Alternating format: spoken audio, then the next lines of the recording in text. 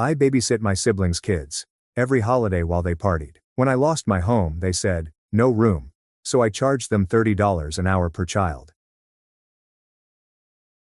I'm about to tell you how my family treated me like free childcare for years before abandoning me when I needed help.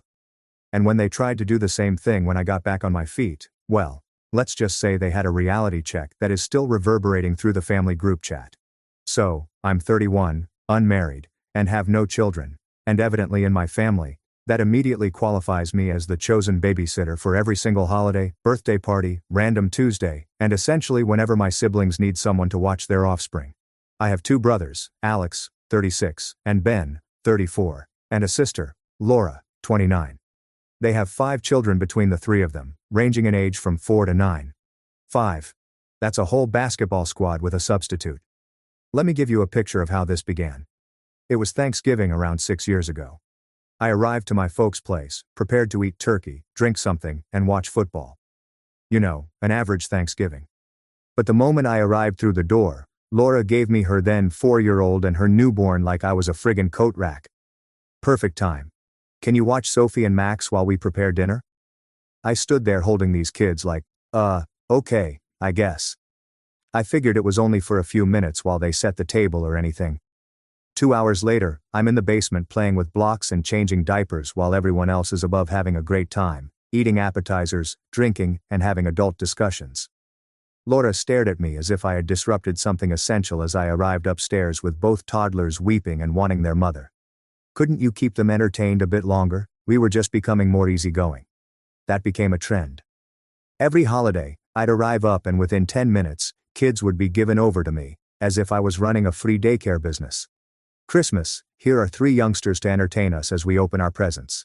Easter, take the kids on an egg hunt while the grown-ups sip mimosas. On the 4th of July, keep the youngsters away from the fireworks while everyone else drinks and enjoys themselves. The excuse was always the same. You don't have children, therefore you don't realize how hard it is. We need a break. Or as my personal favorite, it has no impact on you because you don't have any personal responsibility. Does not impact me. Does not impact me. I worked full-time as an IT systems administrator, was attempting to start my own freelance consulting firm on the side, and had my own issues to deal with. But because I didn't have children, it appeared like my time was worthless. Let me explain how tiring this got. A typical family reunion might proceed like this. I'd arrive there, typically with something, a food, beverages, or something. Within minutes, the youngsters would be turned over to me. I was not asked. I was treated like a freaking coat check service at a restaurant. Okay, good. You are here. Could you keep an eye on them? And here's the thing. It wasn't simply keeping an eye on them. It was full-service childcare. Feeding them, changing diapers, breaking up fights, cleaning up messes, and dealing with meltdowns, all while my siblings and their wives talked, drank, ate hot meals, and had fun themselves. I recall spending 5 hours straight watching all of the kids in my parents' backyard, all 5 of them, one Easter around 3 years ago. The ages range from 20 months to 9 years old. Do you know what happened throughout those 5 hours? The 20-month-old had wet himself. The 4-year-old vomited after consuming too many jelly beans. 2 of the older kids got into a dispute over a toy, and one of them ended up with a bloody nose, while the other 2 decided it would be fun to dig up a piece of my mother's garden with sticks. I dealt with it all on my own. No one came to check on me. Nobody volunteered to tap in. Nobody even offered me something to drink. When I eventually got home at 6 p.m., weary and covered in body fluids, my family was taking Easter egg hunt pictures. They'd previously completed the quest without the children, capturing images of the beautiful eggs they'd buried on Instagram. The actual children never got to participate since I couldn't manage 5 kids on Easter egg hunt by myself. Laura stated, and I quote, "We didn't want to bother you. You seemed like you had everything under control." Under control. I had chocolate handprints on my shirt, grass stains on my trousers, and was quite certain I had torn a muscle in my back from carrying 2 children at once. But, yeah, everything is under control. Alex was the worst about it. He has 3 children, 2 boys and 1 girl. The boys are absolutely terrifying, man. I'm talking about terrors that involve climbing on furniture, tossing food, and screaming for no reason. His wife Rachel would drop them off at family gatherings and then leave to help in the kitchen, which essentially meant drinking something with my mother and sister while I refereed a WWE SmackDown in the living room. These youngsters had no discipline. None. Alex and Rachel were typical gentle parenting types. You know, the ones that believe that setting boundaries is painful and saying no would harm their children's self-esteem. Instead, their kids became utterly savage, and I was supposed to cope with the repercussions. His oldest, Charlie, with a Y, was 9 years old and had the attention span of a goldfish on cocaine. The child could not sit still for longer than 30 seconds. Every family gathering had him racing about, knocking things over, jumping off furniture and generally wreaking havoc. I once saw him kick over a whole dish of chips, dip it on my parents' white carpet, and then walk away as if nothing happened. When I asked him to assist clean things up, he said, "That's not my job," and fled away. The child was 9 years old and was entitled to a trust fund. His middle child, Ethan, since all of his children had rhyming names, was 6 years old and had the worst tantrums I'd ever seen. We're talking complete meltdowns over little matters. Someone stared at his toy. Tantrum. Time to eat anything other than chicken nuggets. Tantrum. I asked him to utilize his internal voice. Tantrum. And these weren't nice little toddler tantrums. These were full-body screaming, hurling, and hitting outbursts lasting 20 to 30 minutes. And Alex and Rachel's response: he's digesting his strong emotions. No, he is being and you are allowing it. The daughter, Olivia, was 4 and little better, but still exhausted. She was in the period where she wanted you to play the same game over and over again. Samantha, pay close attention. She would perform a spin. Watch the same spin. Watch the same crazy spin for hours. If you stopped watching, there would be tears. If you looked at your phone for even a second, you'd cry. Tears would have flowed if you had offered another activity. One time, at Alex's birthday celebration, his own friggin' birthday party, he gave me Ethan and said, "Hey sis, can you take him for a bit? I want to actually enjoy my party." The child instantly vomited up over my beautiful new blouse. I had recently bought a shirt for about $70 that week. When I brought him back to Alex covered in puke, he said, "Oh man, that sucks. You should probably take him outside so he doesn't get anyone else sick." And he walked away. Didn't offer to take his own child. Did not apologize. Did not offer to pay for the shirt cleaning. They just left me standing there, coated in child puke, at a gathering I didn't want to attend. I ended up spending the remainder of the party in Alex's backyard with a 6-year-old while everyone else sung happy birthday and ate cake inside. By the time the youngster felt better and we returned, the cake had vanished. Not one person saved me a piece. When I addressed it, Rachel said, "Oh, we didn't know when you'd be back in." I was in the backyard. You could see me through that awful window. Ben was more passive hostile about it. He'd say, "Oh sis, I wish I could help with the kids, but my back is killing me." Alternatively, "I'd love to watch them, but I've got to help Dad with something real quick." That real quick would lead to an hour of him and his father watching TV while I was trapped with his daughter. The breaking point occurred last Christmas. I arrived at my parents' place around 2 p.m. Just like everyone else. By 2:15 p.m., I'd had all 5 children thrown on me. All 5. My parents, brothers and spouses all gathered in the living room to drink and converse. I was in the den with 5 kids under 10. One of them was in diapers. 2 were fighting over toys. 1 couldn't stop weeping for her mother, and 2 decided it would be fun to team up on the younger siblings. I spent 5 flipping hours watching these children. I missed Christmas dinner because by the time I got them down enough to go, dinner had already ended and they were only emptying plates. When I inquired whether anyone had spared me a plate, my mother said, "Oh honey, we thought you already ate with the kids." At 7 p.m., I ate dry turkey and cold mashed potatoes standing at the counter. On Christmas, my family gathered around playing Cards Against Humanity without realizing I'd been away the entire time. But now is when things become really wonderful, or horrible, depending on your perspective. About 3 months after that disastrous Christmas, my apartment building was condemned. I am not joking. The entire building was red-tagged by the authorities because the landlord had been disregarding major structural flaws. Apparently, the foundation had fissures. There was water damage in the walls, as well as probable mold concerns. We all received 2 weeks' notice to GEO.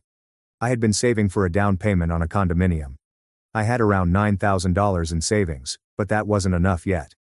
Finding a new apartment on short notice required a first and final month security deposit. We're talking about $5,000 to $5,500. That would deplete more than half of my funds and delay my home buying goals by at least a year. The timing could not have been worse. I had been working hard at work, putting in additional hours to build up my freelancing company on the side. I was so close to saving money for a down payment and finally having something completely my. Then, bang, condemned building.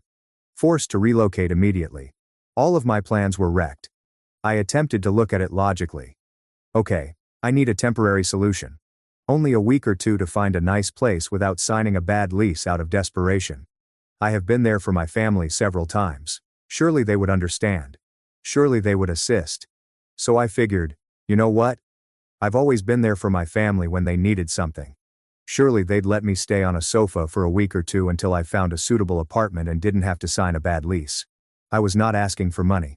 I wasn't looking for long-term accommodation, just a temporary somewhere to sleep while I worked things out. Hell, I even offered to pay the 2-week rent. I just needed a secure place to crash that wouldn't need me to deplete my whole bank account in a hurry. I phoned Alex first. The conversation proceeded like this. Hey sis. So my building was condemned, and that sucks, guy. Yeah, so I was wondering if I could stay with you guys for a week while I look for a new house. A long, uncomfortable pause. I could hear Rachel chatting in the background. I don't believe that will work. We have the kids, plus Rachel's sister is also staying with us, so it's already fairly crowded. You understand, correct? Rachel's sister. This woman came from out of state for a friggin' vacation. She was staying in the guest room. 2 years ago, I helped Alex paint the identical guest room. But, yes, I understand. How about the couch? I inquired, attempting to keep my voice low. I actually only need a couch for a week. I'll leave before anybody gets up and won't return until after work. You won't realize I'm there. Yeah, but Rachel is really sensitive about her space right now, with her sister here and the kids and everything.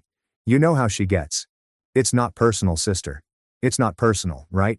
Because being told you aren't worth the space of a couch is really impersonal. I phoned Ben next, received a similar response. Sis, I wish I could assist, but Carla has been quite stressed recently, and having someone else in the house would just add to that. You understand how it is? No, Benjamin. I'm not sure how it is, but when you needed someone to keep your child every other weekend for 4 months while Carla was stressed out, I showed up without complaint. Every weekend for 4 months, I watched your daughter from Friday night until Sunday afternoon, feeding her, bathing her, putting her to bed, entertaining her, and taking her to the park, all while you and Carla attended couples therapy and worked on your relationship. I've never complained once. Never asked for petrol money. Never asked for food money. Never asked for a thank you. But Carla is now too agitated for me to sleep on a couch for a week. That's unacceptable. Then I phoned Laura. She had the courtesy to express guilt. I apologize. I just don't believe that is a good idea for the kids. Kids are at an age when kids require regularity and structure, and having someone else present might disturb that. Plus, we only have 2 bedrooms. But I'm sure mom and dad would assist. Routine and structure. Her children had no schedule or structure since she let them run wild at all family gatherings. However, they suddenly want consistency when it comes to assisting me. Okay, cool. Spoiler alert. Mom and dad didn't help. When I contacted them, my father was harsh. Daughter, your mother and I are too elderly to have anybody else live here. We cherish solitude and peaceful time. You're almost 30. You should have saved enough money. For occasions like these. My parents. The same people that let my 36-year-old brother reside with them for 6 months rent-free while he figured things out after graduation. The same individuals who had a fully built basement that sat empty because they utilized it as storage. But I'm 31, so I guess I don't get the same regard. My mother attempted to soften it. Honey, perhaps this is a fantastic time for you to finally mature and tackle adult duties on your own. You've been coasting for a long, and life occasionally throws us curveballs to help us grow. Coasting. I had been working full-time since I was 24. I had never asked them for money, had been financially independent for years, had paid off my college debts, kept good credit, and saved money properly. But yes, Mom, I am the one who needs to develop. So there I was. There's no place to stay. The family couldn't be bothered to help. I ended up sleeping in my car for 4 nights while my belongings remained in a storage container. Then I found a week-to-week room to rent in this seedy house with 2 other people until I could save enough money to move into a good apartment. These 3 months were tough. The residence was in a terrible neighborhood. One of my housemates was distributing narcotics from her bedroom. The other one would play music till 3 a.m. I had to keep my laptop and other things in my car since I did not trust anyone. I'd get up, go to work, return home, shut my door, and basically live as if I were in prison. Did my relatives check in during this time period? Did they ask whether I was all right? Did they give any assistance? Crickets are annoying. It took me 3 months to save enough to move into a respectable apartment. I found a home around 35 minutes from where my folks resided. It was only 1 bedroom and not particularly nice, but it was mine and in a secure area. I spent the first week simply enjoying the calm and quiet. No drug vendors, no loud music, no children, just myself, my belongings, and the lovely sound of stillness. Then, around 4 weeks after moving there, I returned home from work on a Friday afternoon about 6 p.m. I pulled into my apartment complex parking lot, and Alex's minivan was parked in front of my building. I got a horrible sensation right away. I stepped up to my apartment door, and there they were. Alex, Rachel, and their 3 children were seated in the hallway outside my flat. "Hey, there you are," Alex remarked as if this were completely natural. "We called, but you did not answer. I absolutely noticed the calls and ignored them. We need a big favor." Rachel jumped in. "My mother fell and shattered her hip, so we need to travel up to Albany to assist her out. We'll be gone for the weekend, returning Sunday night. You don't mind babysitting the kids, correct?" I just stood there, staring at them. Their kids were grabbing treats from their bags. "You are kidding, right?" I said.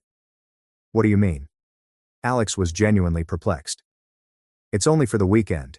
We've already packed their belongings." He motioned to 3 duffel bags on the ground. "You drove to my place, didn't phone ahead, didn't ask if I was available, and simply assumed I would watch your kids for the whole weekend." "Yeah," Rachel said as if I was being dense. "You don't have plans. You never make plans, and it's family. We help each other out." That was when something inside of me broke. "We help each other out," I responded, my voice rising. "We help each other out." Where was this energy 3 months ago, when I needed somewhere to stay for a week? Alex had the guts to appear irritated. That was different. Rachel's sister stayed with us on vacation. I shut him off. "She was on vacation, but obviously a tourist has precedence over your sister, who was sleeping in her friggin' vehicle." "Were you sleeping in your car?" Rachel was astonished, as if this were fresh knowledge. "Yes, Rachel. I was sleeping in my vehicle because none of you could spare a sofa for a week, and now you want me to watch 3 children for the whole weekend in an apartment I've been in for 4 weeks. One of Alex's children began weeping. The other 2 appeared afraid. I felt slightly guilty about it, but not enough to stop. "Look sis, I'm sorry for what happened," Alex remarked, attempting to shift gears. "But this is an emergency. Rachel's mother needs us." "That is not my emergency," I explained. "You have other alternatives. You have friends. You may employ a babysitter. You may take them with you. What you can't do is throw them on me without asking and then act like I'm the a-hole for declining." "So, are you really going to abandon your family?" Alex said. "Are you pissed off after everything we've done for you?" I truly laughed. I couldn't help it. "Everything you have done for me. Name one thing you've done for me in the last 6 years that isn't free childcare." Silence. "That is what I thought." I responded. "Now take your kids and leave. I have plans." I didn't have any plans. I was planning to spend the weekend ordering pizza and playing video games, but that's my business. Alex remarked. "You are being a real dick right now." "Yeah, you've been a dick for 6 years. I'm simply evening the score." The next morning, I awoke to 45 text messages and 12 missed calls. The family group chat was a complete war zone. My mother began it. "Mother, your brother told me what occurred yesterday. I'm quite disappointed in you. Family supports family, and you turned your back on them at their time of need. Laura, you really couldn't watch the kids for 1 weekend. They are your nephew and niece. This is what the family does. Ben is not cool, sis. Alex and Rachel had a serious situation, and you just shut the door in their face." I turned them off for approximately an hour. I sat there drinking my coffee and watching the texts build up. Then I said, "Me? Me? Let me make sure I get this straight. When I needed a place to stay for a week, every one of you had excuses. It was too crowded. Too stressful. There wasn't enough room. I needed your privacy. And now I'm supposed to drop everything and care 3 kids for an entire weekend without being asked or given any early warning." "Alex, that was different. We had solid reasons. I have good reasons now. I don't want to. I wasn't asked. And I'm not accessible. Mom. It's not about keeping score. This is about being there for your family when they need you. You're absolutely right, Mom. It's not about keeping score. Which is why I'm sure you kept track of all those holidays where I spent the entire time watching everyone's kids while you all socialized, or all those times I changed diapers, refereed fights, and missed family dinners because I was stuck with other people's kids. You kept track of everything, right? To ensure it wasn't one-sided. There was no answer to it. For the past 6 years, I've been the free babysitter for this family. Every holiday, every birthday, every random weekend, I've been asked to watch the kids, and I've never complained. I showed up, I helped, and when I wanted something back, you all made excuses. Laura, the lesson you taught me about how important I was to this family has remained with me. We apologize for what happened to your flat, but you can't hold it against us forever.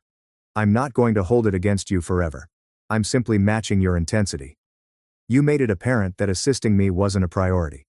Helping you is also not a priority for me. This is known as setting limits. Look it up. Dad, you need to grow up and quit being so petty. Me? Dad. With all due respect, you told me while I was sleeping in my vehicle that I needed to address adult obligations on my own, so I'm doing just that. I'm dealing my own responsibilities, and they don't include providing free childcare to everyone else. After that, I muted the group chat because I didn't want to read what else they had to say.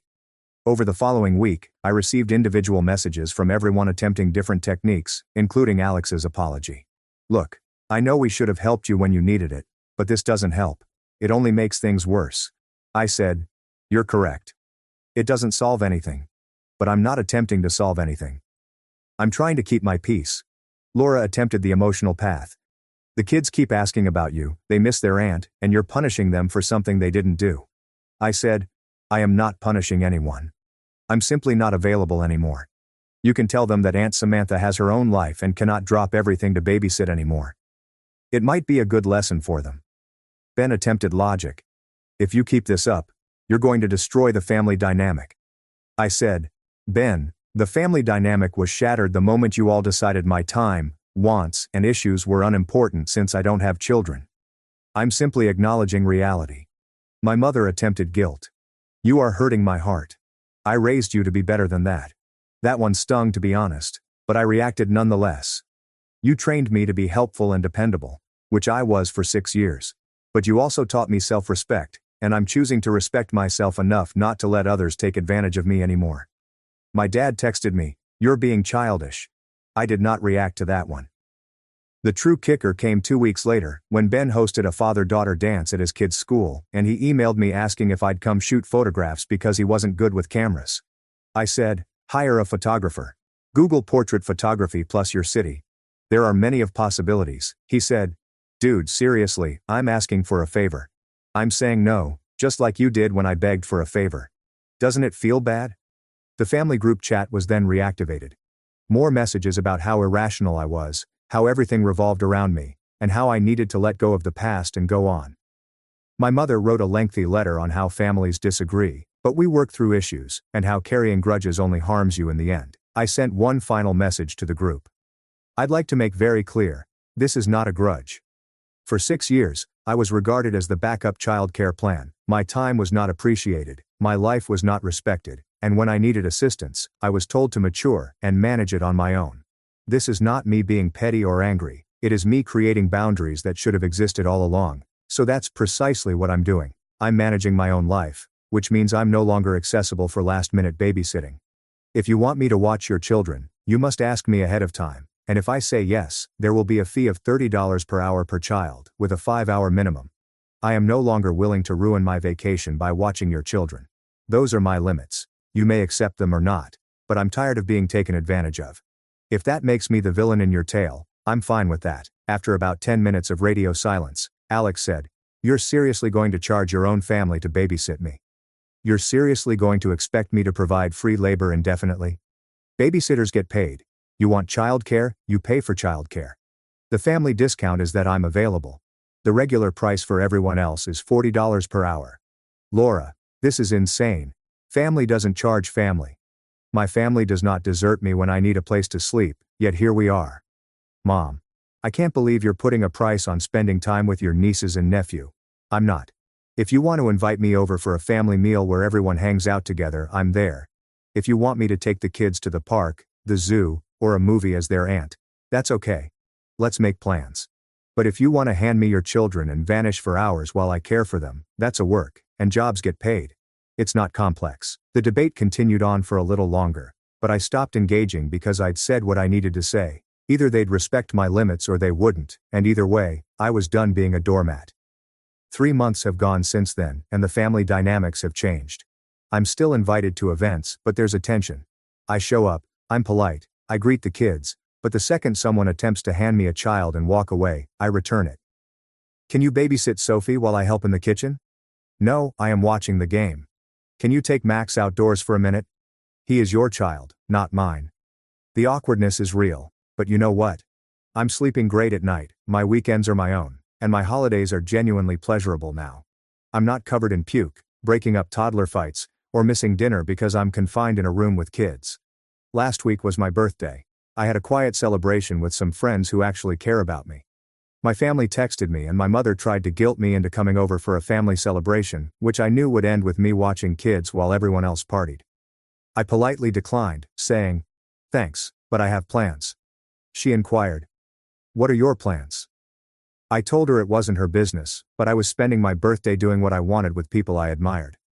Alex texted me yesterday, saying Rachel's mom, who appears to have fully recovered from her hip injury, is coming to visit, and they needed someone to watch the kids for an evening so they could take her out to dinner. I know things have been strange, but we really need help with this, and Rachel is very concerned about it. I returned my fee of $30 per hour per child, with a 5-hour minimum and an upfront payment via Venmo. He answered, "Are you really serious about this?" "Dead serious." "Is that $350 for 5 hours? That is absurd. That's $350 for me to care for 3 children I didn't make while you have a wonderful supper. It is the same price that any babysitting service would charge for 3 children. Actually, it is less expensive, as most agencies charge $35 to $40 per hour for many children. So you truly are receiving the family discount. This is messed up. What's wrong is expecting free labor from family members but refusing to assist those same families when they are truly homeless. But yes, I'm the problem." He did not react after that. Here's what Reddit needs to grasp. I don't dislike my family. I don't even dislike my nieces and nephews or their children. They did nothing wrong. But I'm tired of being the person who takes on everyone else's duties while being told my personal problems don't matter. Update. A few folks inquired if there had been any progress. So, this is a little update. Last week was Thanksgiving, the first since all of this happened. I received the invitation from my mother and honestly considered not coming at all. But I chose to show there because, despite everything, I miss my family, or at least the image of what family should be like. I drove over to my parents' place, and the mood was bizarre from the minute I stepped in. Everyone was being extremely nice and careful with their words. Ben and Carla were already there with their child. Alex and Rachel arrived around 20 minutes after me, accompanied by 3 children. The youngsters hurried up to me, all thrilled. Aunt Samantha. Aunt Samantha. They wanted to show me their new toys and discuss school. That section was truly enjoyable. I really like my nieces and nephews. They are good kids. Their parents are the problem. But this is when things got interesting. Laura gave me her youngest at 3 p.m., just as supper was about to be served. Just handed me this 3-year-old and started heading into the kitchen. I handed him right back. Nope. She stared at me as if I had kicked her dog. What do you mean? Nope. I mean, I am not watching your kid. Want to hang out? Great. Do you want childcare? That costs money. The entire room became quiet. Football games are still playing on television, but everyone paused what they were doing to watch this happen. Are you really doing this right now? Laura mentioned anything on Thanksgiving? Are you really attempting to dump your baby on me right now? I fired back. On Thanksgiving? My father stood up. Okay, that's enough. We are not doing this today. What are they doing? I mentioned boundaries. Having self-respect. What portion are we not doing? Your sister needs help with the kids so we can prepare dinner. My mother joined in from the kitchen doorway. Why are you making everything so difficult? Why doesn't my time matter? I corrected myself. Everyone else gets to enjoy the holiday and relax, but I'm supposed to be on kid duty for free every single time. Alex, always helpful, said, "Sis, it's only one day. Don't be so worried about it." Alex, it will take more than one day. There are 6 years of days. Every holiday, every family event, and whenever any of you requires anything. And when I wanted something back, you all made excuses. Rachel mumbled to Alex that I was overdramatic. I overheard it. Rachel, I told you that I slept in my vehicle for 4 nights in February because your husband and his family refused to allow me use a couch, but I'm overdramatic. That effectively silenced her. Ben attempted to play peacemaker. Look, nobody is perfect. We've all made errors. Can't we simply get beyond it? I've moved on, I said. I'm beyond the point of being taken advantage of. If you want to get over it, stop expecting me to provide free childcare. Enough. My father's voice reverberated across the room. We are not destroying Thanksgiving with this foolishness. You are going to sit down. We're going to enjoy supper as a family, and you're not going to act like a child. I got up and grabbed my jacket. Nah, I'm okay. I'm going to spend Thanksgiving with individuals who genuinely appreciate me. Have a wonderful holiday. My mom was weeping as I walked out. My siblings were shouting over one another. My father was performing his disappointed authority figure performance. The children were bewildered and upset. I felt horrible about that bit. The children did not deserve to see that. But I don't apologize for having boundaries. I am not sorry for rejecting to be exploited. And I'm not sorry for leaving a circumstance in which my fundamental decency and respect as a person are viewed as optional. I ended up to my buddy Ryan's Friendsgiving. His girlfriend's family has a large potluck, and they're truly wonderful folks. I spent the evening among folks who value me for who I am, rather than what I can accomplish for them. We ate wonderful food, played games, and laughed. It was the finest Thanksgiving I'd had in years. My phone was blowing up all night. Finally, I switched it off. The next morning, I awoke to a novel-length text from my mother about how I wrecked Thanksgiving and wounded everyone's feelings, and how families should forgive and go on. I returned with this. Family is also supposed to help each other in times of need, but I learned from you that conditions and exceptions apply. I'm just following your lead. If you want to move forward, then treat me like a person instead of free labor. Until then, I'm good with where things stand. Didn't receive a response yet? Don't really anticipate it.